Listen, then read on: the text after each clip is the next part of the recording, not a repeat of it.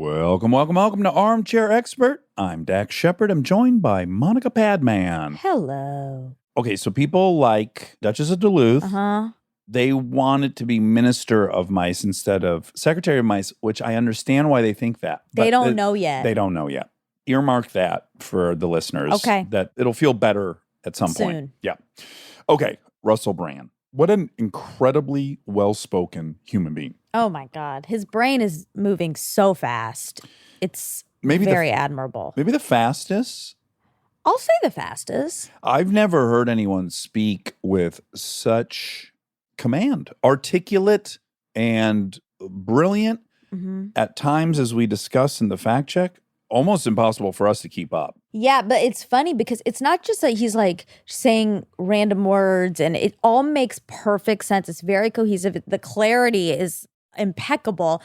I just can't relate at all to having that ability and not make any mistakes. He never gets lost. No. It's amazing. He always finds his way right back to that cookie crumb trail. Ooh, I love cookies. Yeah, you do. I've never recommended that people listen to this podcast at a different speed. I want them to listen to it at 1.0. Right.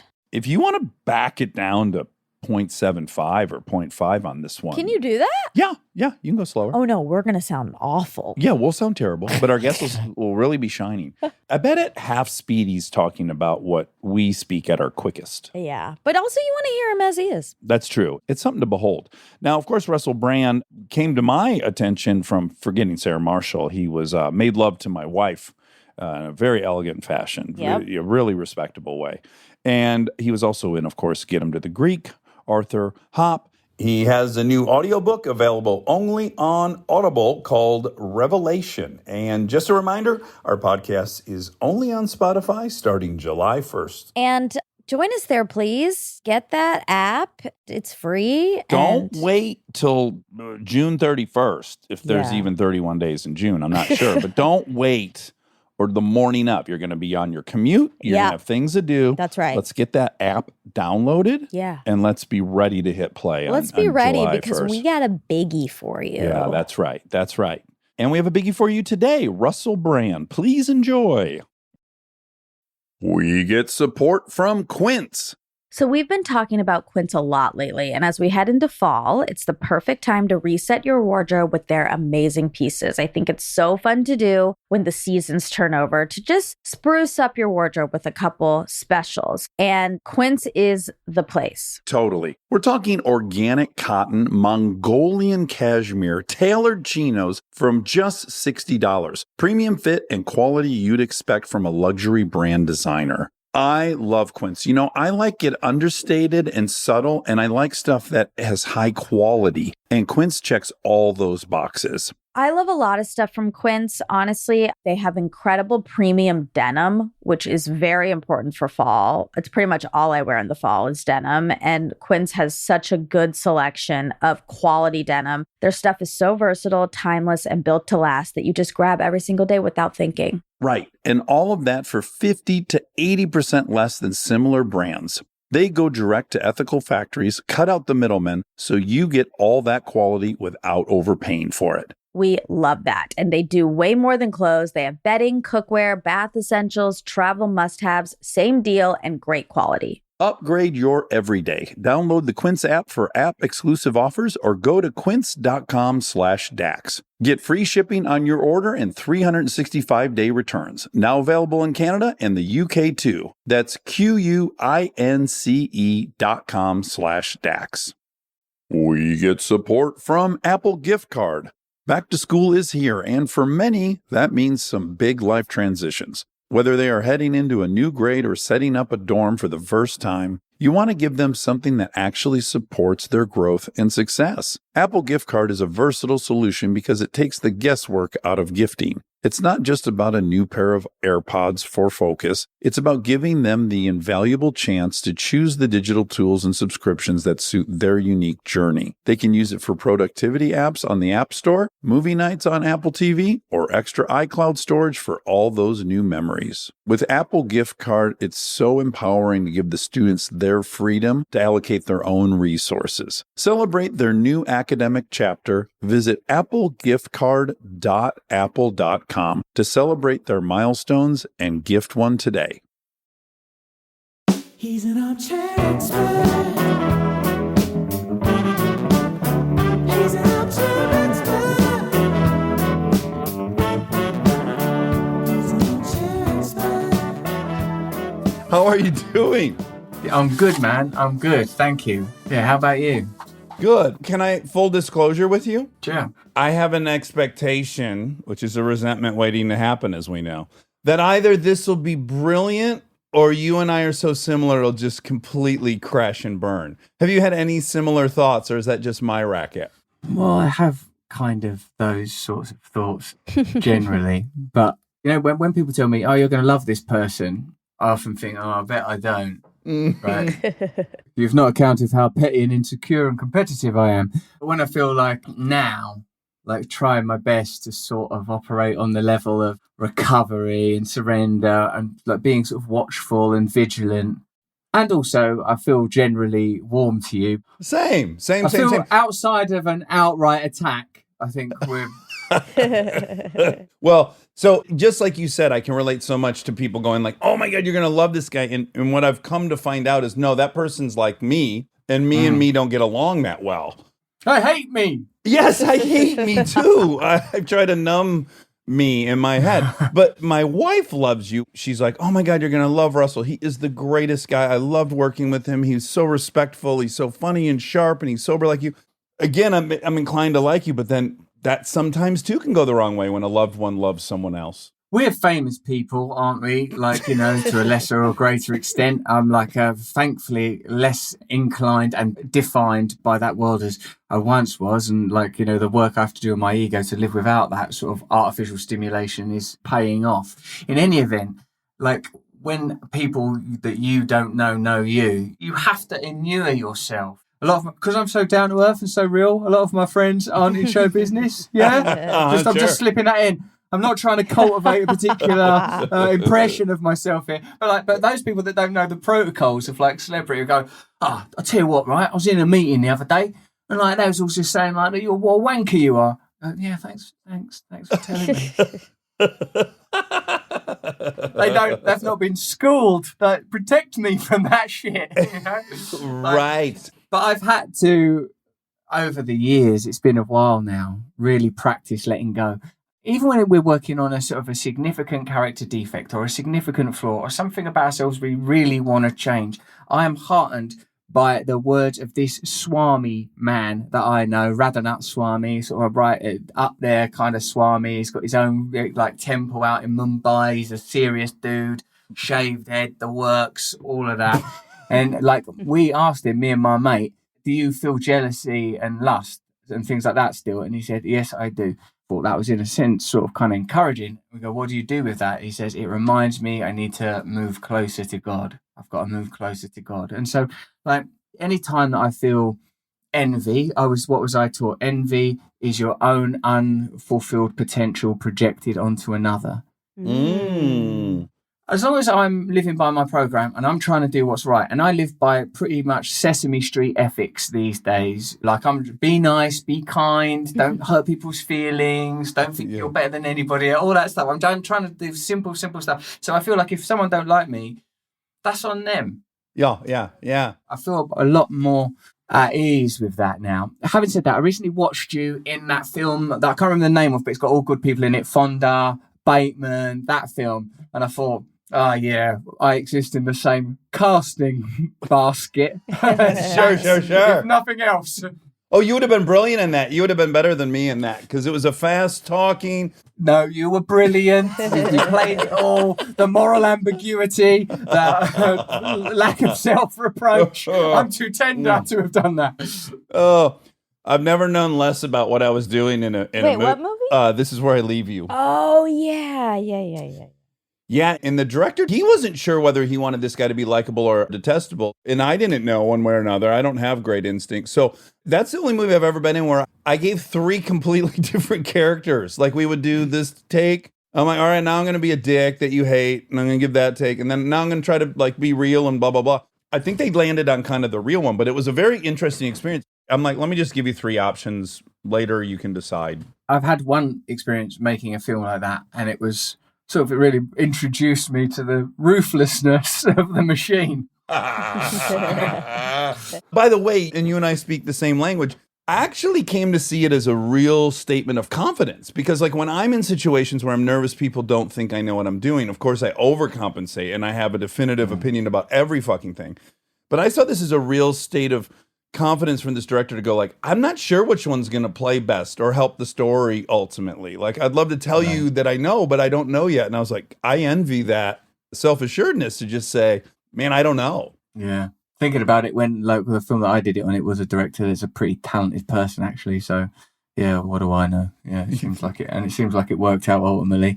Hello, both of you. Sorry for the technical complications. I think it was our I am fault. grateful and happy to be here.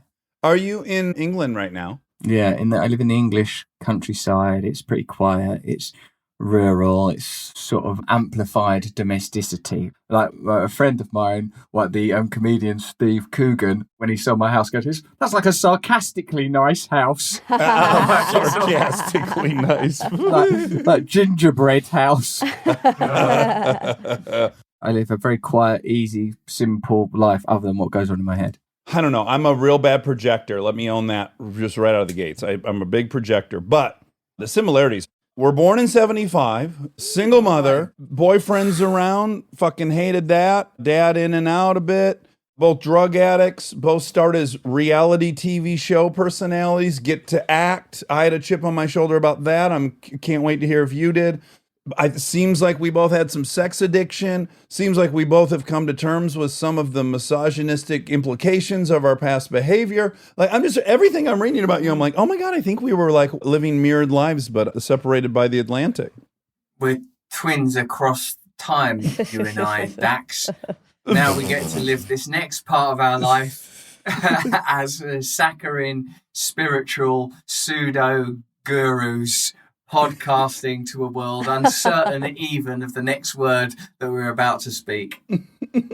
I guess the funnest version of this for me would be, what was it like, what happened, and what's it like now? That would be fun for me, and I can join you if you're up for that.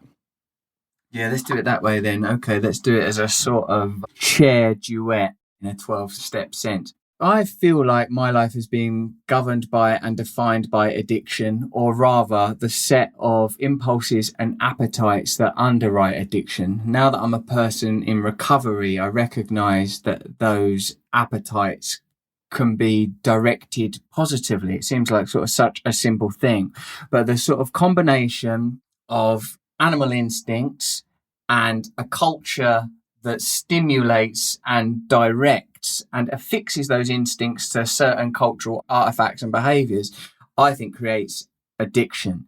And I also think addiction is just amplified attachment. Most people have things that are holding their life together, things that are external to them, that they are unconsciously devoted to or dedicated to, that are perhaps ultimately harmful for them. And if they try and change that behavior, they find it challenging. And I suppose those of us that have had like real root one, obvious kind of bovine, dunderheaded idiot addictions like crack and heroin and alcohol, great big daub of red paint across the face addictions. At least what you get to learn then is what the principles are. And in my case, what I would say that is that I have a tendency to try to use material means to resolve a spiritual issue. And in case spiritual is too wishy-washy a word, I mean self-esteem, feeling okay, feeling connected. Well-being. Yeah, well-being, yes. So one that interested me, because it seems to be one of the only ones I haven't had that you have had, but I would correlate it with something else I've come to realize I had, which was I had OCD, right? So I had tons of tics. I did all kinds of bizarre stuff. I had to do everything twice. I had to take a dump naked. I had to take the toilet paper out of the bathroom and touch it on the wall, but I had to do that twice. Then I had all this toilet paper and I was nude and I was afraid my family knew. You know, that was my way of controlling things. But you early on had bulimia at a young age? Like what age? Yeah, early adolescence, 12, 13. It's sort of like, I think it started off as binging and eating a lot.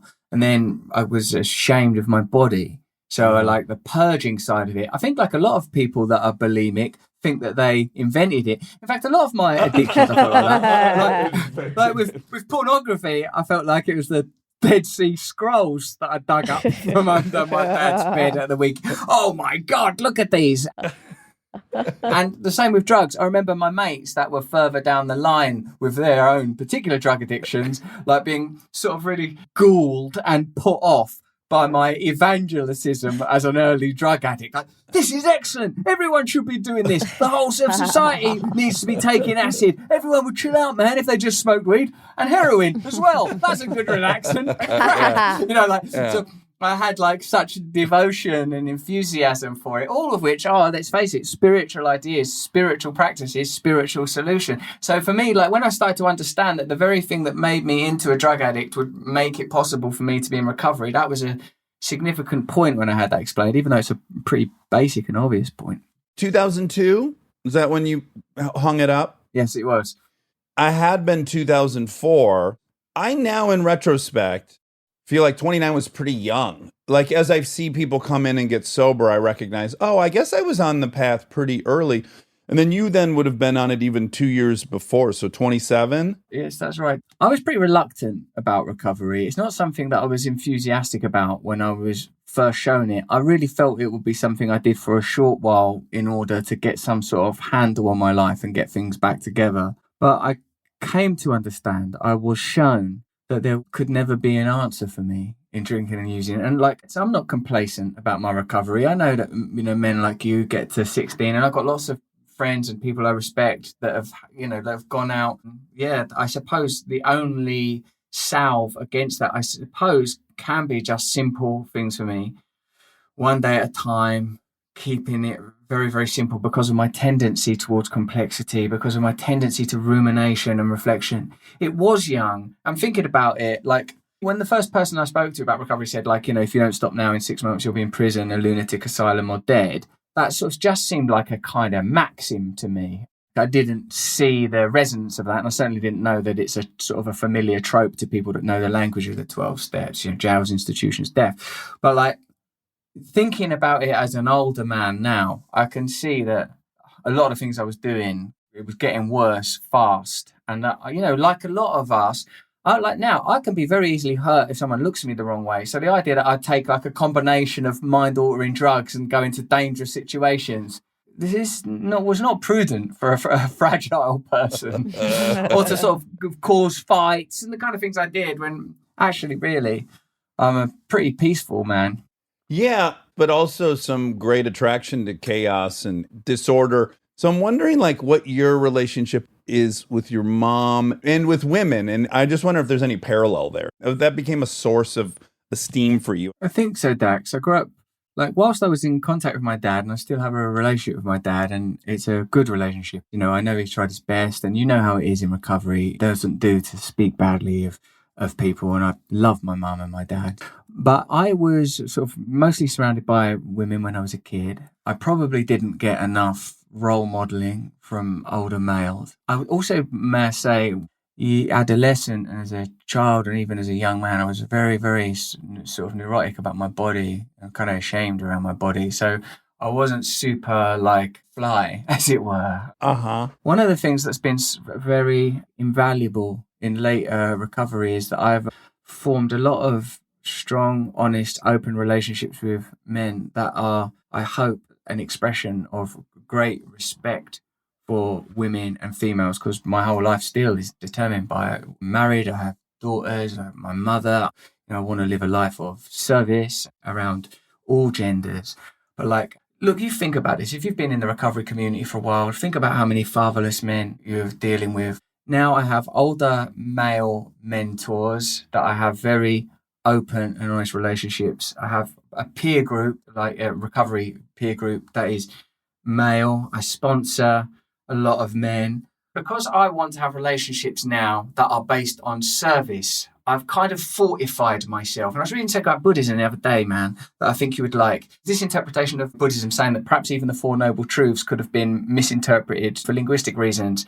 And a different interpretation that's offered by this person is like that, instead of suffering, what we're talking about with the first noble truth is affliction. Instead of desire, with the second noble truth, a word that you've already said in our chat, mate, expectation, that we have an expectation that life will somehow be different. There's a tension. The inclusion of the word noble is to suggest that both the suffering and the desire can themselves be somehow noble. The third word, and I can't remember the sort of literal word for it, we have this fire in us, the fire of appetite, the fire of rejection of suffering. This fire can be cultivated and directed. If the winds of desire take us towards pleasure, that's going to be a problem. If they take us towards oblivion, that's going to be a problem. If they take us towards hate in our own life, resent in our own life, that's going to be a problem. I think if anything defines addicts, and I'd love to hear what you both think about this, is that we somehow have some DNA helix of all three. Like I simultaneously want oblivion, pleasure, to be somebody else. And once that thing kicks in, man, I can't take it. I also think that in the addiction lie the seeds of this rather esoteric aspect of recovery.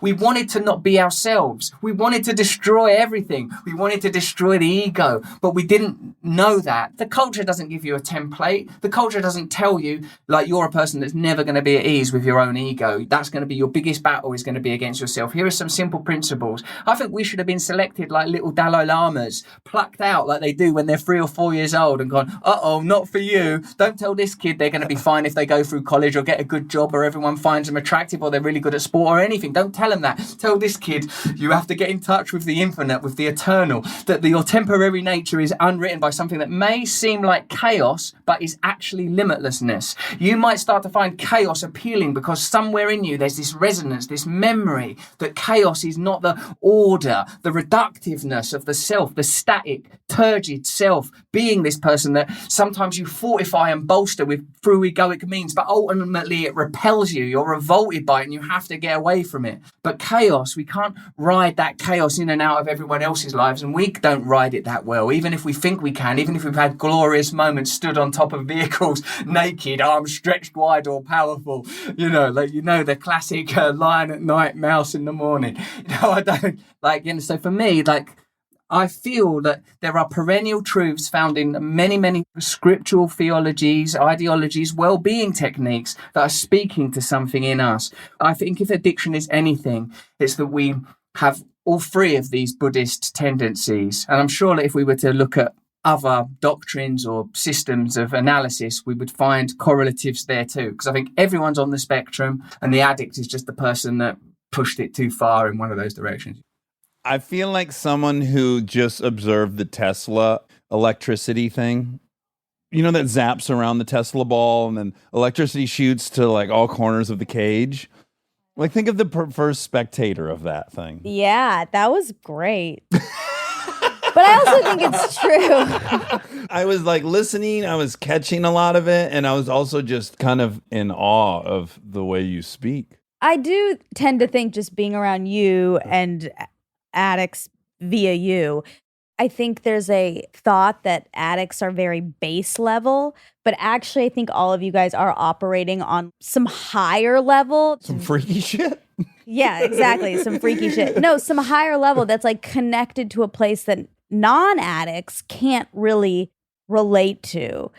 And that's good for them in that way, but it's not good for them, I think, maybe in like the wisdom way. That was an example of it. Yeah. Well, there's a lot going on here. It's hard to sum up this cake right now. Like, one of the ingredients is addict for sure, but then there's all this other wonderful stuff happening that's kind of proprietary to Russell. Really quick, when did you realize that you were verbally that dexterous? The first time anyone said anything nice to me around language, I'd used the phrase grudgingly trudge in something I'd written at school. And I think maybe I grudgingly trudged to school or something like that. The teacher said, "That's good." And I don't want to sort of paint a picture of a kind of a Dickensian childhood, utterly bereft of kindness, an endless trawl through misery, staring at a stepdad's shoes by the front door, the horror of the inaccessible remote control perennially perched on a thigh. Never mind, can't control the frequency, can't control the channel. But like that little bit of approval that fed me. And then I used to literally look at dictionaries a lot, and I used to write poetry a lot. And then I went to drama school. And to your point earlier about Dax, when you were saying about sort of like how I regard myself as sort of a professional person and that kind of professional pride, I suppose, around actors. I've got enough populism in me to be okay with the reality thing. I sort of hosted a show where people talked about a reality TV show. There was a show called Big Brother that was big over here and never big over there. And like afterwards, there was a show where you'd analyse it. And I used to sort of analyse it like it was anthropology. Also with dumb jokes and a ridiculous haircut and all the things that you would anticipate and expect. Before that, though, I'd been to a drama school, and at that drama school, I, like everyone, wanted to be one of the cool and sexy, brooding actors of the sort of 50s and 60s, Brando, Clift, Jimmy Dean, all of that, like everyone wanted to be. But people like, when I was just talking and saying stuff, I remember that other people there going, you should do that. Right. Which I sort of took as a kind of an insult at the time. So here's where I thought it could go sideways. I fancy myself pretty quick with Gab. So I could have seen myself getting competitive with you, but you're just so far in a way. It's another level. Yeah, it's a whole nother level that I'm actually just with pleasure conceding your dominance, which is rare and fun for me. It's an Armchair Expert first, perhaps. Do you have to police? I think it might be. This is a first. Do you have to police yourself? And here would be the examples. I had the pleasure of meeting another actor, and we got in an argument about healthcare, and it went on for 4 or 5 hours. And then there was a point where we were on an airplane. He was still trying to argue with me, and I pretended I was asleep. And for the first time, I realized, many of the arguments I thought I won, people just stopped giving a fuck. It was such a gift he gave me, because I was like, in my mind, if I go through and I remember all these verbal battles I've had that I think I've won, quite often people got bored or they didn't give a shit. I didn't convince them. It was helpful to me. And also being in relationships, this is like, can be the thing that attracts you to me. And then it can be absolutely insufferable to be around. So I wonder, do you find that you have to police it? Like give people the pleasurable side and then try to dull the side of the sword that is, it's not fun to debate you? Firstly, I want to acknowledge that you gave me a huge compliment, and I would tell you that I accept that compliment and I'm grateful for it. But also, I got enough flaws, Dax. There's there's any one of 100 activities you could select for us to do together that, that I would not be. But I will only focus on the one you're superior to, as you know. You know that. That's good. You keep your attention right there. That's gonna be advantageous for your well-being. But in a sense, bombast and kind of hectoring, those are problems that could easily be applied to someone with a smaller vocabulary. And definitely they're things that I'm guilty of. Definitely there have been times like you where I thought that I'd been right, but really I'd just been persistent and sort of tedious. But like for me, this is something you will identify with, perhaps both of you. And from what I know of you, Dax, you certainly. I've always had two sort of peculiarly competing drives within me. Take even the career part of me. I love words and language. I love it I love the poetry, the elegance, the possibilities of language, the holiness, the implication that there is something ulterior within our consciousness expressing itself through the temporary vessel of our persona. I love that. I love comedy, the way that comedy can be used to strip away masks and reveal the divine, that it can be a tool for bringing about togetherness, the catharsis of laughter. But I tell you too, I wanted to be famous. I felt insecure and inadequate and inferior, and I wanted something done. I didn't want to feel that anymore. I didn't want to feel it. So those two things, like the kind of worst aspects of fame and celebrity in our culture, fame for fame's sake, fame as a commodity, fame disconnected from art, fame deracinated from values, from beauty, fame just as a cudgel for commodification and consumerism to send superficial messaging to everyone to make us all feel inferior. Both of those things were in me simultaneously.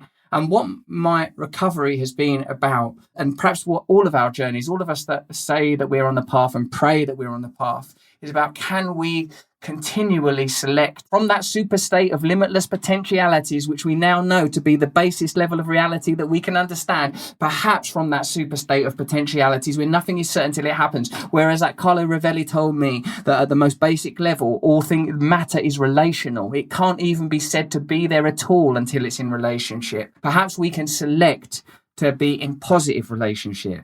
Like that Eckhart Tolle told me that the moment he comes off stage, like he tries not to wed himself to his impressions of himself. You know, like Mm. we're lucky to be extreme. We're the animals that fled for the higher ground. We're the animals that fled for the higher ground in the monsoon and the typhoon.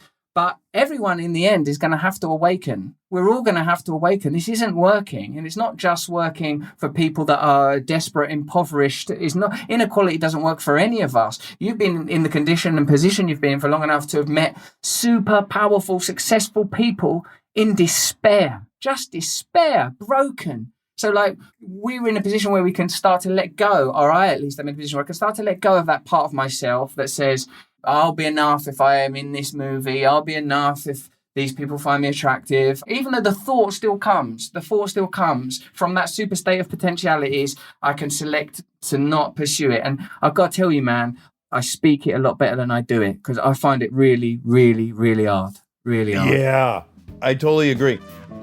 Stay tuned for more Armchair Expert, if you dare. We are supported by Walden University. You know that feeling when you've been thinking about making a move, going after the degree, the promotion, that thing you keep telling yourself you'll get to someday? Walden University is built for that moment. For over 50 years, Walden has helped working professionals get the W, the knowledge, the skills, and the confidence to create real change in their careers and communities. Their programs are designed around your life, not the other way around. With Tempo Learning available in select programs, there are no rigid schedules or set weekly deadlines. You move at your own pace. And Walden's faculty aren't just academics. They're practitioners who bring real-world experience into everything they teach. From your first class to career coaching and beyond, Walden is your partner the whole way. Take the first step and learn at a pace that works for you. Visit waldenu.edu. Walden University. Set a course for change. Certified to operate by Chev.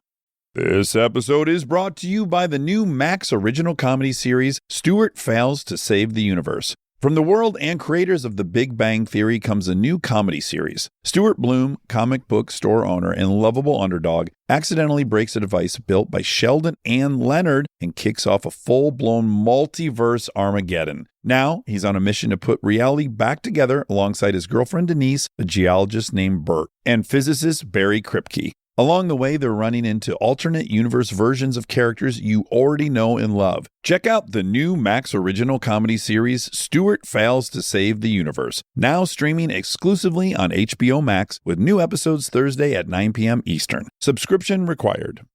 This episode is brought to you by SoFi, the all-in-one finance app where you can bank, borrow, and invest all in one place. Let's talk bank accounts for a second. The average bank savings rate is 0.39% in interest. You're earning pennies on your savings, but it does not have to be that way. With SoFi high-yield checking and savings, the money barely making moves sitting in your savings account can earn over 8 times the national average savings rate with eligible direct deposit. No account or overdraft fees, which feels rare these days. You can get your paycheck up to 2 days early, perfect for getting ahead of a bill or grabbing what you need right when you need it. Plus, get up to a $300 welcome bonus when you sign up with eligible direct deposit. Sign up for SoFi checking and savings at SoFi.com/armchair. SoFi checking and savings is offered through SoFi Bank N.A. member FDIC. Terms apply. This episode is brought to you by ServiceNow. Look, I have my dream job. I get to talk to folks I admire like crazy and ask them virtually any question that I want to. I can't imagine a better way to spend my time. But even dream jobs have some not so dreamy parts, the stuff that gets in the way of the actual work. Now, that's where ServiceNow's AI specialists come in. They don't just tell you what you should do about your busy work. They actually do it, start to finish. Cases closed, requests handled, no extra work for you. So you and your team can focus on what matters most, which for me is, are they obsessed with male bodies on the same level as I am? They never are. To learn how to put AI to work for people, visit servicenow.com.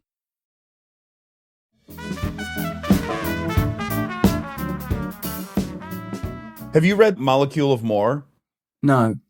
Oh my gosh, you will love it. It's about dopamine from a very scientific perspective of all the impacts of dopamine and varying levels of dopamine and what illnesses it causes, what are the gifts of it, how populations have higher rates of it because those are the people that migrated to new lands, how that then correlates with bipolarism on a national level. It's so fascinating. You will love it. Okay, so 4 days ago, Kristen and the girls and I were driving home from a friend's house. I needed to stop at 7-Eleven to get some chewing tobacco.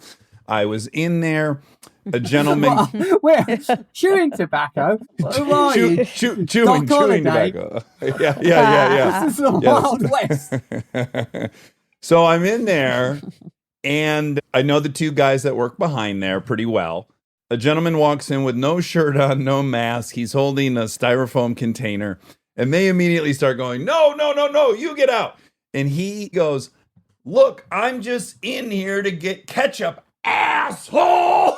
And he screams asshole in the most amusing way possible. I'm already enjoying it, and then it escalates, and he throws asshole 4 or 5 times more out, and they're yelling and everything, and I'm like middle of it. I'm doing a voice memo to my friend Nate. Oh my God, my favorite 7-Eleven, the shit's going down. So I come back, and the girls have just seen a guy come out shirtless screaming asshole, and they're like, what happened? And I am elated. I mean, it's like I just took a fucking hit off the crack pipe. And I'm like, that's how I am. I love when the shit's hitting the fan. And I was curious if you two get agitated in a pleasurable way when that stuff's going on. Yeah, this impulse to move towards the chaos, I have it very much. And particularly sort of that format of it. Like proper, the shirtless maniacs. And I'm guessing you still live in Los Angeles from the timbre of that anecdote. And I like those sort of semi-savage people, and I identify with them, and I recognize it. The only thing I would say was that is like, how did you feel after the situation, and how did you behave after the situation? Me now, right, because of recovering, because of the principles of service, I can be so sort of self-conscious about wanting to help people, or like in a kind of like I'm trying to get a gold star of recovery way. So Right. I would enjoy the chaos of that guy. I'd also wouldn't want people to think I was scared of that. Like, oh, I'm not a person that's all freaked out by that. I can handle this. I live there, man. I'm with you. I'm crazy like you. And then I think that I would sort of want to put my arm around him and go, hey, what's going on? You need some help? Seems like you really need some ketchup. This isn't just about the ketchup, is it, buddy? Yes, the ketchup is symbolic for something else, I'm guessing. Well, I get in the car, and then, of course, we had a big debrief about it, the whole family. So I said, look, there's all these different people in the world, thank God. And there are some people that do well in that situation, because sometimes that situation arises, and you want someone there that's kind of calm and level-headed. And I think that's when I have a role. But then if I'm honest, a lot of it is my excitement and anticipation that someone will need me to rescue them. So like there's some element that this could go sideways, and I like the guys behind the counter, and I'm happy to step in and get physical with the guy with the ketchup. So I think, my identity is someone who like rescues people. It's like I'm up to bat. So like there's some exciting anticipation that I'll get to prove my valor. And what's wrong with that? Like when we're doing this sort of rigorous inventory of our numerous defects and flaws, I'm reminded by a lot of people much further down the path than me that we have to make room at the table for these assets. I think that's cool that you're willing to step up. I think that's cool. I think that's of great value.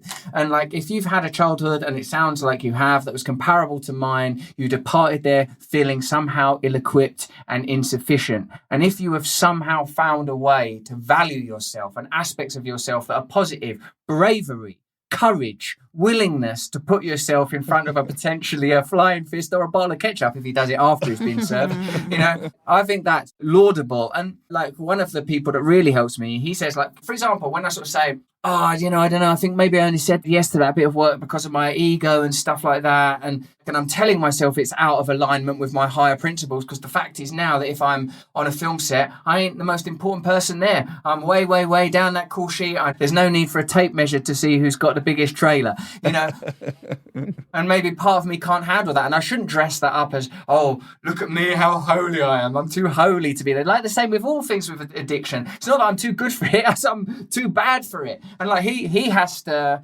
remind me that, no, you're a good guy. You're all right, And like, I guess, like your marriage is purely conjecture, but I pray and I hope that, your girls have got one parent who can handle that shit. that can step up and handle the storm, because you never know when that might be required. And another parent that's going to ensure that there is some order and some routine and some structure. Compassion to the guy that wanted ketchup. Like, her voice was very much needed in explaining what that guy was going through. But there is a problem. Okay, here's Monica's outside observer. I think it's great, and I would feel very grateful that you were in the store if I was in the store. But if you're someone who is super drawn to a situation where you need to rescue someone, you will find it. Yes. So you will be in situations that are chaotic because you want to be. Subconsciously, you're searching for it. And the people around you who don't want to be in those situations are attached to you and getting dragged on that ride. Like, Kristen is never in a 7-Eleven and that's happening. She's never been in that situation, and neither have I. I couldn't agree with you more, and you're 100% right. There's 4 different 7-Elevens I could frequent. I always go to that one because that's where the action's the hottest. I always see stuff at the 7-Eleven. Yeah. Yeah, so I agree with you. It's a tough one. The point that Monica raises, I think, is a difficult one to deal with entirely, because the shadow has to be sort of felt, understood, and somewhat lived. And I really struggle with that, to tell you the truth, in my own life. Now that I live the life that I do, which is bounded on all sides by necessary order, whether that's the principles of my recovery or the commitments that I've made to family. Like, I'm friends, for example, with, Wim Hof, of course, the Iceman, the breath guy. He's like a modern-day yogi. He has that kind of, has this glorious roar to his whole persona. It's like he's not stopped at the hedonism. He's gone beyond the hedonism to a place of true sort of Viking transcendence, the glory of masculinity, the glory of femininity. Wherever you fall on that spectrum, he's embodying the part of it that he's landed on. When I'm sort of talking to him and seeing how at ease he is with, like, primalness, the primordial aspect of his nature, I feel like, wow, man, have I overcorrected with this domesticity, you know? I'm a person, like, I don't want to be sort of seeking it out in 7-Elevens like a sort of a retired cop. But, like, sort of, I remember with me, like, and I've had to sort of calm this down. When we would go on walks, I would always go, hey, what if we sort of go over this fence, or should we go through there? My wife's like, hold on a minute, that's trespass. No, we shouldn't be doing that. Yeah, it doesn't really matter, though, does it? I mean, who owns land? How can you own land? Yeah, that's that thing that you were talking about earlier, where I could bore someone to sleep. But what's the real crime here? Is the crime this trespass, or is the real crime that the nature itself has been cut off from mankind? What about the fences and boundaries in our own mind? Our own animus cut off? What are we? Where is your God now? One time a person said to us in counselling, the counsellor said to us, look, you knew what he was like when you married him, right? And my wife goes, yeah. You knew that this is Russell you're marrying. And you, Russell, you knew that this is Laura that you're marrying. Yeah. Right, so there you go. Session over. Yeah. That's $200. Get out. Well, let's talk really quick about TM. You were super into it. You were already into it. And Kristen and I got into it. And we fucking loved it. I loved it. And then we had kids. And that was 8 years ago. And I totally stopped because I can't anticipate getting up 20 minutes before they get whatever. These are my excuses. But I did love it. Yeah. And I even got to see you. I attended some David Lynch Foundation thing, and you spoke. And you had this great, funny runner about, I think, talking to David about getting horny during it. And he said, yeah, that's fine to get horny during it. Maybe just wait till after. Then you talked about how great a post-TM masturbation was. The whole thing was really, really funny. But I'm curious if you could sum up for people what you get out of it. The thing I would like to say about it is I was one of the people, it's like, it can't be done. My brain's too busy. I could never achieve a thoughtless 10 minutes. And it was way, way easier than I could have ever expected and totally effective. So how did you come to find TM, and do you still do it? Yes, I still do it. I met Bobby Roth, the man who runs the David Lynch Foundation, who's essentially a sort of secular priest, really. He just lives to teach people transcendental meditation. It's for him, it's the answer. He loves it. The same as David Lynch, who is evangelical about the TM, even as opposed to other forms of meditation. I've been at a sort of an event with him where someone in the audience went, what about other types of meditation? No, they do not work. Sort of dogmatic about it. So like TM, They do not is like- work. he loathes them. So TM, how I learned it is the repetition of a mantra that they give you silently in your head. Now the things that really helped me was how kind of, I don't know, secular, casual they were about it. Like, you're not going to do it perfectly. Don't worry about trying to get 10 thoughtless minutes. It's natural for your mind to think. Your mind will effortlessly think. Just whenever you notice you're thinking, return to the mantra. Now, the same way as drugs of different degrees, I also very much like meditation of different degrees. I try to do TM at least once a day for my morning session, mantra meditation, simple meditation. But I tell you, Dax, like, I also enjoy guided meditations, like from Muji or Ram Dass has a whole bunch, and Thich Nhat Hanh, and I like some of that stuff too. And also I have a podcast also, which I'm to a degree promoting in this conversation, specifically this bit of this conversation. I do a conversation, one called Under the Skin, where I chat to people, and I do one called Above the Noise, which is a guided meditation podcast, which is about really talking about meditative techniques in a way that is accessible and ordinary. One of the things I've started to believe now is that spirituality, in a way that would seem quite extreme, has to become normalized. That basic principle of we have to start valuing our inner life more than our outer life, because I can't see a version of the future where we can continue to consume in the way we do, use energy in the way that we do, organize social and cultural systems in the way that we do. So people individually need to awaken and collectively need to awaken. And for me, meditation, in conjunction with service, so that I don't become so solipsistic and self-regarding and only interested in what I want, because I'll happily sit and do nothing all day long except meditate. I like it. I spend my whole life trying to get off my head. For me, it's like I meditate in order that I can be a good husband and a good father, and that I can be valuable in the lives of other people. And whenever I say this, I should offer the qualifier up against some serious internal opposition in the other part of my mind that's going, you're the most important thing in the world. Who cares about anything else? You're great. Carry on. Buy a Ferrari. All of that. Write a book about meditation and buy a Ferrari with the advance. So yes, Revelation is your podcast that we're here to talk about. And walk us through an episode of Revelation. Under the Skin is my podcast. Revelation is an Audible original. It's like a book that only exists on Audible, that platform called Audible, meaning the only person that's read it is people I gave it to written down. I didn't give it to very many of them for copyright reasons. So like on Audible, I've got this book, Revelation, which is like a 5-hour audio book, although they don't like the word book. But what's a possible synonym? Manuscript? Parchment? What am I meant to say? Anyway, it's like me reading out this book, Revelation, which is about, and I think about it all the time still, the evocation of the sacred in ordinary life, and what Vandana Shiva would call re-sacralizing life, finding the sacred in every moment. Even, for example, in that moment in the 7-Eleven there's a moment of you that's adrenaline and excitement, but I bet at least a part of it is, I recognize this guy. I am this guy. I'm the same as this guy. I can protect these people. I can protect the guys behind the counter. These are sacred impulses. So the book Revelation is about how I, in ordinary life, try to evoke and appreciate and connect with the sacred all of the time, because I think that's what I've been doing my whole life as an addict anyway. And that's what I think, if we were able to do it, it would automatically take care of problems of respect and problems of ecological meltdown and all of those things. Because if you deny that there are ulterior, universal, deep principles, then I think we end up in this nihilistic morass where anything is possible, anything could be right or wrong or whatever. So that's what that Audible original is about. If we're kind of try to quantify values, what role does community in your sense play? Because I feel like, I'm assuming we're similar in that I did not want a Christian God. I didn't want an all-knowing God. I didn't want a God that said some people go here and some people go there. I didn't like any of those options. And then through the program, I was forced to find the value of community that I would have totally missed out on. And there are definitely moments where I'm in my group of 20 men where I'm like, well, how the hell would I have ended up with 20 men in a room talking about feelings? It couldn't have existed without this.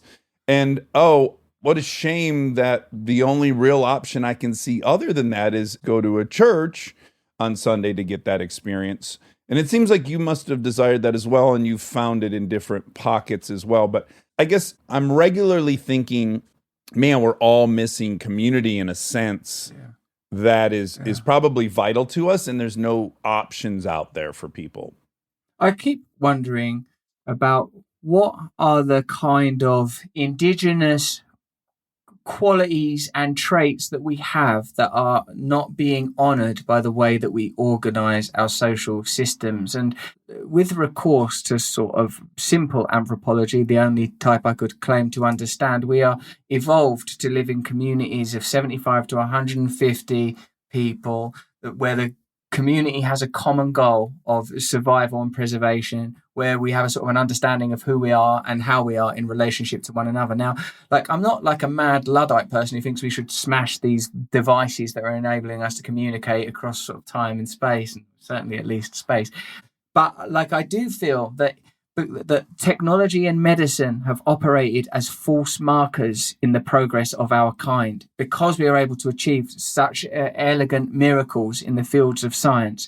We've forgotten that we've not been regarding perhaps our core values, perhaps the essential fire in all of us, the simple ways that we form communities. There are things that I simply can't do alone, even though there's times in my life where I told myself I'm my only child, I'm a stand-up comedian, I do everything on my own, I'm best off on my own, I don't want people near me.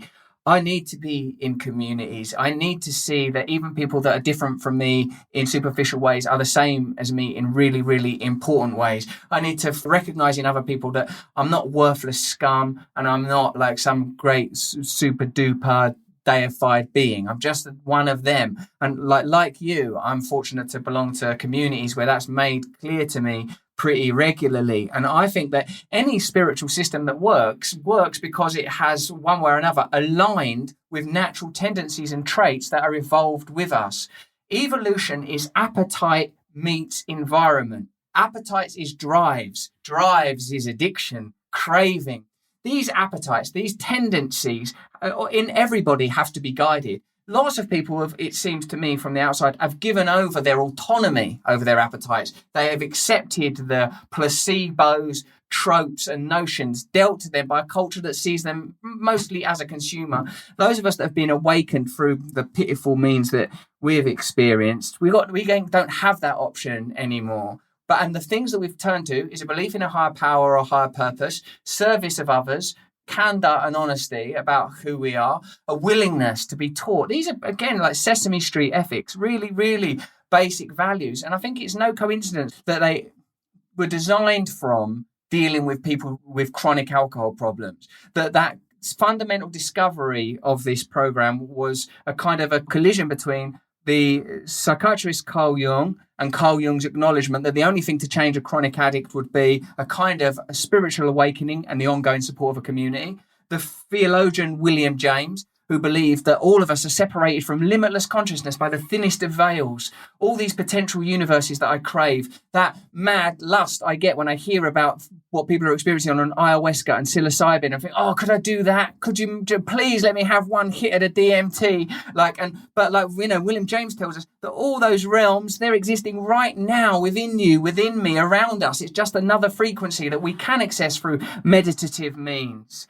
I feel like what we ought to be looking to create are communities that, where possible, emulate the conditions of our evolution. For hundreds of thousands of years, we lived in these hunter-gatherer tribes. For over 10,000, whatever, we've lived in settled communities post-agriculture. And as a result of that, society has become structured differently, and there's a huge mental health deficit and a huge emotional loss, and perhaps most of all, spiritual loss. And perhaps in the final analysis, spirituality is mental health. What else is the point of it?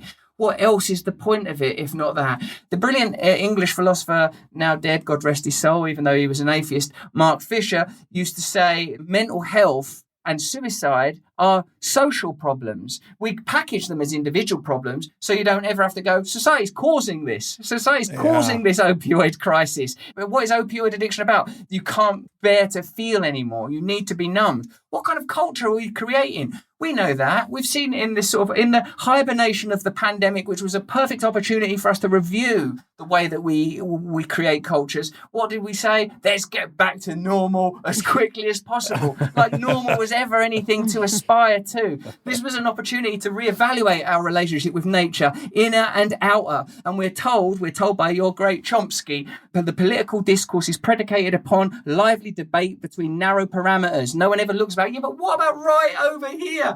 What about over here? What about real new solutions to the way we organise society? Of course these things are possible. As David Graeber, also dead, I'm beginning to think there's some sort of connection here. David Graeber said, we are like, all of us complain about society, but the great truth is this: we made it this way and we can change it if we want to.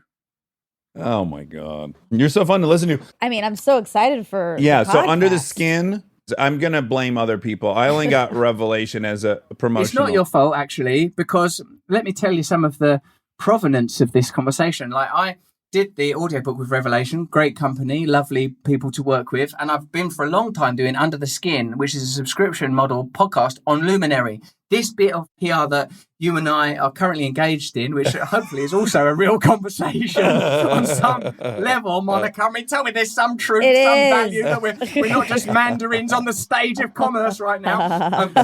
But like, I did it for them. But really, I would love to talk about, Under the Skin, a podcast which I talk to like amazing people on. I'd love to have either or both of you on that podcast at some time. And that's where I do my guided meditation above the noise. And also I do Revelation is a one-off scripted book. I mean, it's a book really that it only exists on that platform because of, well, financial reasons. That's to be quite frank. Okay, so do you ever have the thought, I wonder, sometimes I drive because my daily reprieve involves so many things, right? And I'll be like driving around in my car and I'm doing that self-analysis of why I just did that thing and I owe that person an apology and I was motivated by this and I'm afraid of that, right? For the most part, I think, this has made me a better person that's easier to live with. And I do probably measurably better things as a result of all this. My impact is just better because of all this. And then I also sometimes have the thought of like, am I robbing myself of the experience of just living on this planet as a fucking animal by all of this racket in my head in this endless pursuit to somehow evolve? Like, do you ever, I guess, maybe fetishize the notion of being completely unself-aware and not thinking at all about any of this stuff? Yes, I do fetishize that notion. I think it would be beautiful. I love the idea of oblivion. I look at my animals, the cats and the dogs, and I think they're basically the same as me in terms of DNA and in terms of the eventual outcome, i.e. we're all going to die. But here they are, just relaxed on the carpet. I'm fretting and worrying, projecting about the future, worrying about the past, and what does it matter? I'm just an evolved monkey. Byron Katie, the great teacher, she says that God is reality. That's what God is, reality. There may be some facets and aspects of reality that we can't ascertain. One aspect of reality we can certainly ascertain, in fact, the only one that we can say for certain is present, is our internal life. And there's no point querying that, Dax. This is the hand you've been dealt. You've been put in this exact position. You are awakened to all those potentials. Same as me. I think about it all the time. And I have to, like my practice, it sounds like yours, is, get up, meditate, breathing exercises, do this, cold plunge. Like, I got to live like a monk, like a yogi. Like as a guy I work with said, in order to feel okay. Average. Now I feel all right.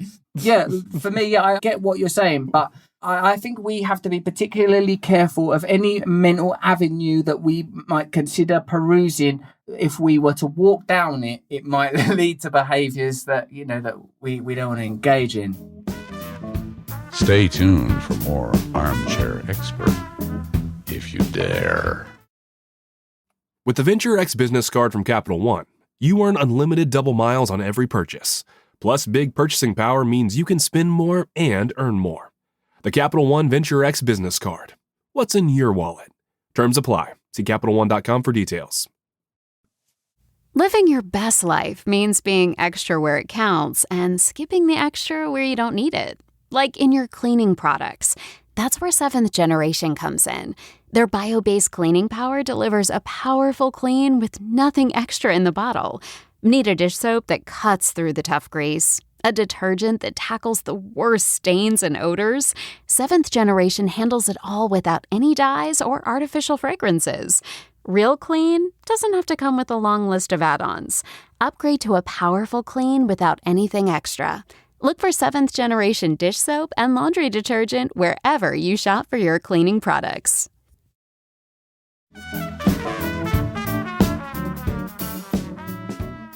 Okay, last question I have for you, because I feel like you would have an interesting take on it. Monica and I's probably favorite documentary of the last 10 years was Wild Wild Country. Because I'm obsessed with Mahnad Sheila. I'm in love with her. I want to time travel and marry her. Like what an incredibly powerful, industrious woman that this, from my perspective, bozo unleashed onto America, and she built a city. Like, I'm just so blown away with the whole thing. But did you watch it and did you love it? For me, I like that Wild Wild Country. Yeah, it's so like optimistic, isn't it? To see at the beginning, we're working together, we're building a town. It don't matter what color you are or where you're from. Let's construct this thing together. Yeah, who cares, man? What do we do? We're putting poison in the salad bar. Hold on, what? Where are all these buses coming from? Who are these people? Yeah, but like it's so terrible for a person that could be cynical to see that like that ideals tend in that direction. But here's the things I would point out, like, you know, for why it's still okay to maybe start a cult one day. Can't have a person at the top of that pyramid. You can't have a person there. You can't have anyone trying to make money out of it. I think the only things that can ever work are absolute democracy. Absolute democracy. If in a new culture, if you say, right, I recognize that there are aspects of myself that I don't need to cast onto other people, but that I'll handle along with you guys through transparency and clarity, that I have a tendency to be greedy and selfish and all these things. So don't put me in a position of total dominance. But don't put anyone in that position. Don't put anybody in there. The position creates it. The position lights it up. So, like, yeah, I love that Sheila as well. But like, I felt like if she was working for me, I could probably start this community. Like I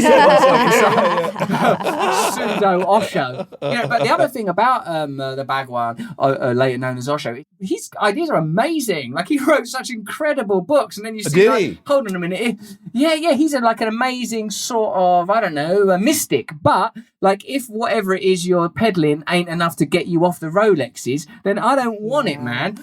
Exactly. If you still need the Rolls Royces and the Rolexes. Now, a lot of them teachers say, oh, it doesn't matter. The material world ain't ugly. That's the whole point. Christ was God embodied. You're going to have a body. There's nothing wrong with that. You've got to honour the sacred, divine carnality and all that. But for me, I suppose with dealing with something as pure as trying to create a fair and equal and conscious, awakened society, it means that everything's got to be declared and the principles have got to be pretty plain. You can't have any person who might sort of in the back of their mind think this is going to be an opportunity to make money or get favors. Yeah. My thought was like, if it had an AA structure where like that's somehow the magic of AA has somehow been an organization that's existed for 70 years with no hierarchy. It's incredible. I feel like it needs to be studied more or something, that it's self-perpetuated without any leaders. Oh, man. In the other book I wrote, Recovery, I talk about the 12 steps and how, like, you know, I put them in a kind of, I don't know, modern colloquial language and try to apply the principles beyond chemical dependency. And then in Revelation, for a bit of it, I talk about the way that the traditions operate. And as you've said, our leaders are but trusted servants. They do not govern. Every group is fully autonomous, except in matters affecting other groups or the organization as a whole. I talked about, exactly as you just said, Dax, how could this be deployed to organize society differently? To recognize that if perfection is the entry price, it's going to be a dull party. So like, I feel that what you do is you don't create those kind of roles anymore, I guess. You recognize that all of us have got ways of expressing our neurosis and our psychosis. And I like the 12-step programs, as I tend to call them these days, has found a way round that, man. Like by preventing any, like, because look at us, it's for lunatics, it's for egomaniacs. Me, left to my own devices, I'm a problem, and clearly you are too. So like, you know, you and me with that program, with other people, we're like, hold on a minute, it's kicking off in 7-Eleven. Dax! We need someone to talk for 20 minutes. Russell, give it a go. You know, but like if you sort of think that the people that are fulfilling these roles are also afforded other privileges, I think then there's going to be trouble. And also, it doesn't work. We've tried it. None of it works. The only things that work are the simple things of service, of awakening, of examining. This is the thing I learned recently. Don't look at the stimulant.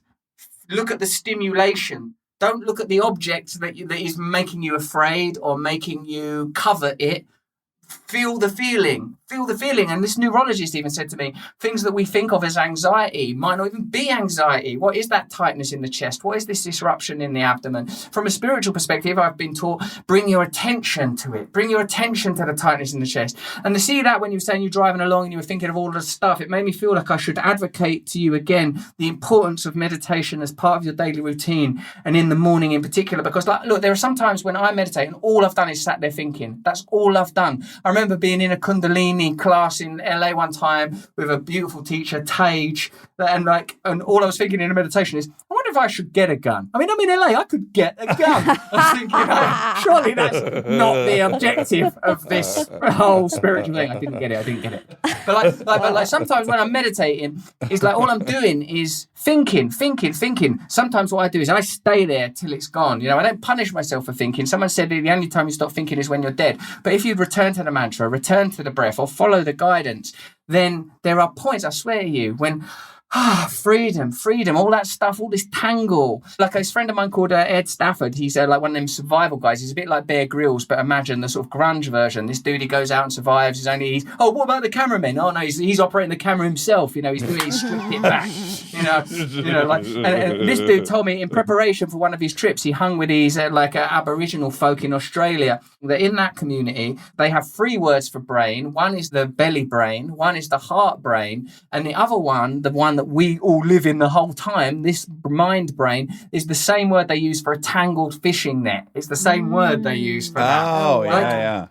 We have this intelligence, and this intelligence is fantastic for understanding material, analyzing material, creating technology. It ain't so good for organizing the ethics and morality that underwrite cultures, for deciding what should be the priorities of a culture. These are, again, Sesame Street ethics. Open the heart, feel the belly, only use the mind for the organization, the logistics, necessary evolutionary step. And at this point, when UFOs are being revealed to be real by the Pentagon, this is a time to open our minds to new paradigms. Oh my God, this was a blast. Yeah. Thanks for giving us your time. Yeah. So everyone go to Audible, please go to Audible and enjoy Revelation, which I can only assume narrate yourself. We're going to hear you. Could you imagine? I'm trying to think of the worst person I could have. Well, we're both friends with Sam Harris. It would be really funny to hear Sam Harris narrate your thoughts. I don't think he would get through one sentence. Well, that's not true. That's not true. It's ridiculous. He's the slowest talker, and you're the fastest talker. Russell, such a pleasure. And the podcast. And the podcast Under the Skin. That's it, man. Thank you. Under the Skin on Luminary. Well done. Thank you. Yeah, it's been a pleasure. My wife says hi. Give her my love and gratitude and appreciation. Yeah, she was so fantastic and so cool and so lovely. Even all those years ago, I just remember her so positively. You could have snatched her up. I got her hours after that. Well, I mean, ultimately it seems it worked out for the best. yeah, everyone's happy. Although I did feel a pang of pain when you announced that. All right, Russell. What a pleasure, man. Good luck with everything. Thanks, both of you. We'll talk to you soon. I'm very grateful to you both. Cheers. Thanks. And now my favorite part of the show, the fact check with my soulmate, Monica Padman. I'm eating my breakfast. This is an in-episode ad because I really literally am eating Bob's Red Mill blueberry and hazelnut. Of course, with my signature scoop of almond butter and my signature 2 scoops of collagen protein. Oh, that seems new. It's about 3 months old. That's new. 3 months? It's new, but it's also a long time for you to have something that I don't know about. Mm-hmm. Yeah. Pretty well-kept secret. So I guess I'm upset. Mm-hmm. Yeah. I thought you might be. Yeah. Cool shoes. Do you like them? Yeah. Instagram gets me. Tell people about them. They're Adidas. What's Adidas? Is that how you pronounce Adidas? In Germany, yeah. Oh, Adidas. They are really cute Adidas, and it's some partnership with the National Park Foundation. So it has a cute little patch on the tongue that you can remove. Yeah. And maybe you trade them with friends. Oh my God. I love trading. And this cute patch has a little embroidery of Old Faithful erupting, spraying. True. And then it says Yellowstone National Park. And it's a ding, ding, ding because you're going to go to Yellowstone sort of soon. That is a dingles. Yeah. They're kind of out of my palette, my normal palette. They're brown, orange, blue, yellow. And I've been experimenting with autumnal this year. I'm really falling in love with autumnal. Anthony and Allison's kids' favorite color is brown. Oh, really? Yeah. Oh my gosh. And it like really is. He's obsessed with brown. Yeah, he likes brown things and Brown people? I hope. And he's, 3, I guess. And he was looking through my purse. I let him and his sister look through my purse and like pick things out. And Right. You're nice about that. You've let my children do that as well. well, I mean, the worst that can happen, which did, is like, the tampon will come out, then you have to explain tampons. Uh-huh. Yeah. But he was pretty disappointed that there was nothing in my purse that was brown. Oh, bummer. He was on the search for brown items. Yes. Oh, boy. I thought that was adorable. Of course, my brain just went to the gutter. He likes poop? Yeah. That's Like each morning, if he's on the search in your purse for something brown, he must be thrilled when he goes duty well, in the morning. sure. And it's inevitably going to be some shade of brown. And then hopefully novel each morning. This is my trigger that immediately the color brown is associated with poop. Right. Yeah. Yeah. But the color white is immediately associated with pus. No. You're right. But pus is white. It is. And it's grosser it than happens poop. to be. And I agree that it's grosser than poop. But no one thinks that. Yeah, they think, ooh, their whiteness is oozing out. Yeah, no one thinks. They don't no think one's that. thinking Oh, that. okay. But people do think, ew, your skin looks like poop. No one thinks that. Yes, they do. Or that's a mean thing kids say. And no kids say, oh, your skin looks like pus. I'm going to teach my kids to say your skin looks like pus to even it out. Okay. Yeah. I don't think that we should get rid of all of this racial bigotry. It just should be even across the board. Okay. Just like everyone, just let it rip for everyone. Kristen observed that last night, and I thought it was an astute observation. So this I really recommend Inside by Bo Burnham. It's his journey through quarantine, but he's a comedian and a musician, and it's incredible. Yeah. But one of the songs is White Woman's Instagram, and it is so good, and it's so spot on. Yeah. Burning them. So Kristen was like, oh, it's nice now. There's like really commonly held stereotypes about white people now that are getting made fun of, and it's about True. time. Yeah. That's true. Yeah. I feel like there are updates. Like I felt. You felt that way last fact check. I know. Yeah. But in the shower, I was like, oh, we got to bring that up. That's housekeeping. Well, the mystery continues. I love a mystery. Yeah. Maybe you can tease this out over like 4 or 5 fact checks. Okay. Guys, we have something big to reveal that I keep forgetting, but eventually I'll remember. And it may have passed at the point that you remember it. Yeah. And might be more of a Hopefully. recap than a. Oh my God. That was the longest Oh my God.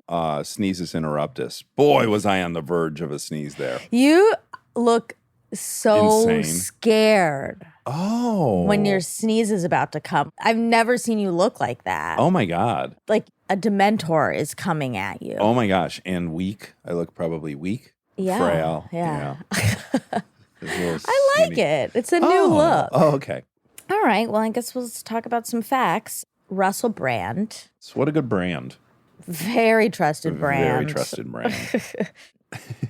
I think we should share with people this connection you and I had after we talked to him, which was he is so articulate and so quick Yeah. that quite often you and I were either sprinting to keep up mentally, Yes. and more often not keeping up, and then just realizing like he must have been a great point.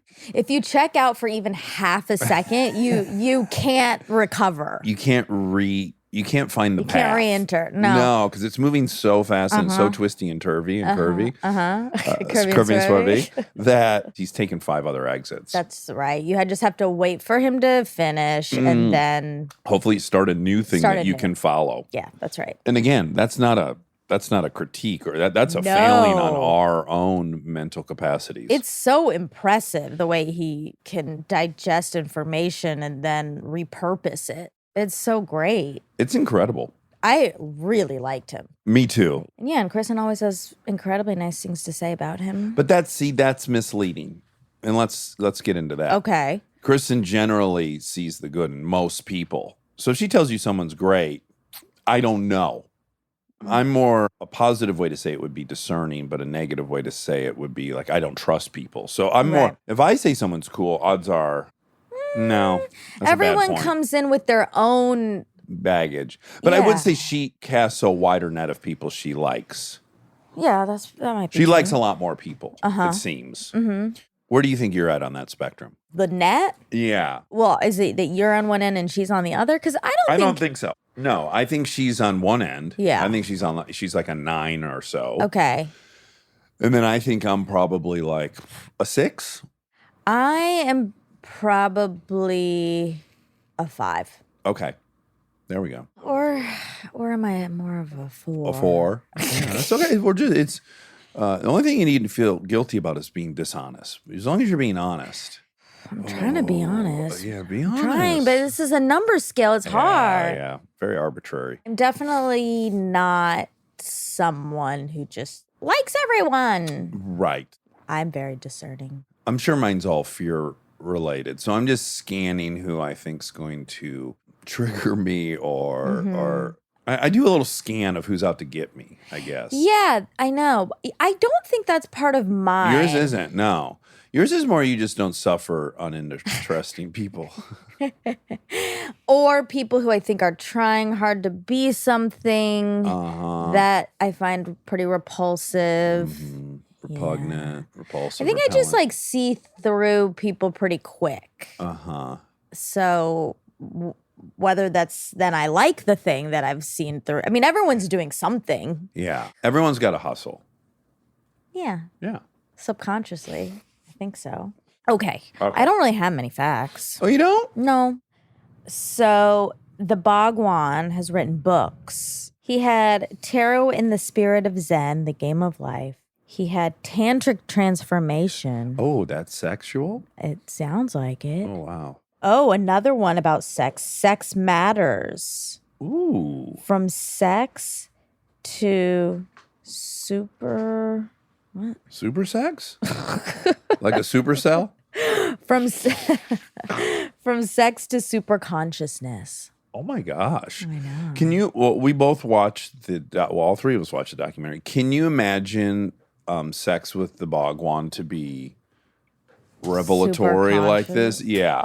Yes. yes. Yes, I can. I mean, I feel like it has to have some truth behind it. I guess I can't picture him pumping someone. Like I can't picture Sometimes him. it's the people you can't picture. Well, that's true, but just get your mental image of him. He moved like a sloth. Yeah. He was not physically active at all. Maybe he was reserving all his energy for the Oh, but it's bedroom. explosive. Okay. Yeah. But can you picture him in the missionary position? I can't. All I can picture him doing is like seated, maybe laying, and letting the other person do all the work and then telling him how wonderful it was. Like brainwashing them into how wonderful it was. I guess we got to ask Sheila. It's probably more tantric, right? Isn't that slower? Yeah. But again, I think he just laid there and then the other person gave him tantric sex for a couple hours.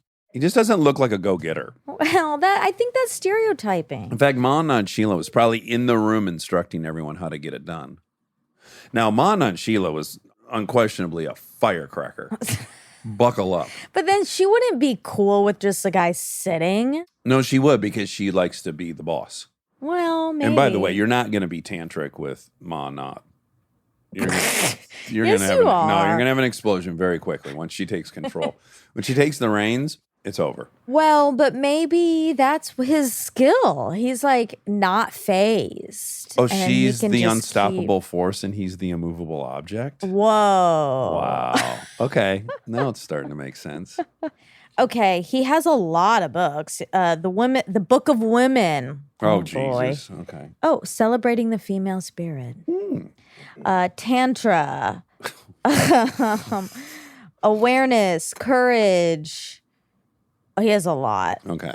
He was so young in that documentary. I wish we could Intimacy, remember. creativity, joy. Wow, he has a lot. Remember we learned in that he was so young in that documentary. He was? Yes, he died at like 57 or something crazy. Oh my God. Yes. Years after he left Oregon. Let me look up when he died. Yeah. How old he was. Well, you can do some fast math Oh, I on it. can't wait. Okay, he was born in 1931, Okay. and then he died in 1990. Okay, so 59. Wow. And he had been back in India for a while. So that means during that documentary, he's about 50 or 68. 68 what? 1968 that happened. The poisoning in the movement the movement. Do you know when he went to Oregon? that began in India in 1968. And Okay, then try to find out when he went to Oregon. 1981. 81. Okay. I mean, he looks young here. The problem is he has so much white beard. Mm-hmm. Oh, we discussed this the other day. People with beards are very serious because you can't really smile with a beard on. Well, they have the mask. They've been wearing a mask. Yeah. That's kind of funny too, because I think if you, this is a bad guess, but I'm going to say it anyways. I'd imagine if you graphed people with beards Yeah. against people who didn't want to wear a mask, Oh, I bet there's a high correlation. you think people with beards Didn't want want to to wear a mask. Really? Yeah. No, I would think they would be fine with it because they're used to having stuff all over their Well, face. that all was the time. point I was going to make. Is Okay. really you can't stand a mask? You're wearing a mask. Oh, okay. You've taken it to another level where you're mad at them. I went like 3 or 4 steps. Oh my God. I'm not mad at anyone, but just like Russell Brand. Oh no, I lost you. I went so fast. Well, because I had a face mask on and it was acting as a beard, Yeah. and I realized it made me serious. They must sell face masks with beard graphics on Oh, them. that'd be cute. Yeah, that'd be fun. I'm sure that exists. Anywho, that's really it. Well, the other thing is, I want you to tell me your mantra. Oh, of course you do. Yeah. Of It course you do. kills me that I don't know anyone's mantra. Yeah, I did. I want to say David Walton and his buddies said fuck it, and they all told each other. They told you, Oh, yeah. or yeah. he told you Yeah, because I got suspicious that everyone had the same one. yes. Which wasn't the case when he told me Yeah. his. I'm so surprised that you won't say it because it's so unlike you to buy into that. So I agree with you, but you can't ignore that I have like this 16-year practice of buying into stuff I don't buy into. But you do buy into AA. Oh, there's much of it I don't. Oh, But I wow. just go along with it because the alternative I buy into even less. Right. So like dying without control is a good enough motivator that I can swallow some shit I totally don't agree with. Sure. Yeah. But what's So this thing is like meditation works. It has worked thus far. and when you I've think it done won't work if you say. I don't know why it works. Okay. So why would I break one of the cardinal rules Have to you this told thing anyone? that works? No, I've not told one person. Yeah. Man, I want to You know. really now it's so exclusive. Yeah. Yeah, it's triggering like only one left. But you see what I'm saying? Like I can't explain why it works. Yeah. I enjoy it when it works. So why would I fuck with one of their tenants? Yeah, I get it. I can't imagine they told me that for no reason. Well, I think it's so you can feel like it's extra spiritual or it's like yours and yours only. And maybe they did do that. And maybe I've bought into that. And then when I break that, it won't work. I don't know. Maybe. Yeah, maybe. Maybe we just don't know. I wonder if I told you and then it didn't work, if I could get a new one, or if they would just be like, no second chances in transcendental Well, meditation. then I don't like them if that's what they're saying. Okay. Oh, the update. Oh, you just remembered? I remembered. Wow. Yay. Because it's related a little bit, and that I want you to do something that you are saying you're not going to do. And you wanted me to not wash my legs. Oh, uh-huh. And I'm trying it out. Oh, you are? Yeah, I decided to listen to you. Oh, my God. I'm so flattered. I'm giving it a try. Well, no wonder you thought of this in the shower today. Yeah, exactly. It's all making sense. Because you were probably, just through muscle memory, you probably on autopilot. I have to stop myself. Wow. And did you feel like, oh, I'm going to be so dirty? Well, I'm only doing it for my legs. Okay. And my arms, I guess. I didn't do my arms, but I did my armpits and I did all my torso and my private parts. Okay. As one of And the my neck. armchairs. Okay. I'm sorry, I have to do my neck because I That's have fine. PTSD. You're convinced, that you have cheese in there, but you don't. But one of the armcharies wrote, I'm totally used the same system, tits, pits, and slits, which I thought was really... I know, and I wanted to add holes and soles. Holes and soles. Yeah. So the bottom of your feet? Yep. Okay, not your SOUL. Well, if you need a cleansing, you can do that too. That's where the mantra comes in. Anyway, I just want you to know that I'm trying it for you. Oh, well, thank you. I hope you benefit and you're rewarded for your experiment. I'll keep you updated. Also, if you start noticing like, oh, my legs they stink so bad, I Yeah. can smell them from up here. Yeah. Please let me know that too, I because will. I'll want to stand by you and see what kind of smell it is. Okay. All right. All right, that's it. I love you. Love you.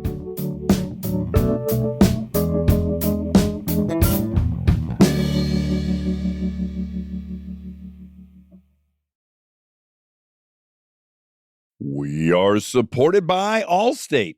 Checking Allstate first could save you hundreds on car insurance. Not checking your gas gauge before hitting the road?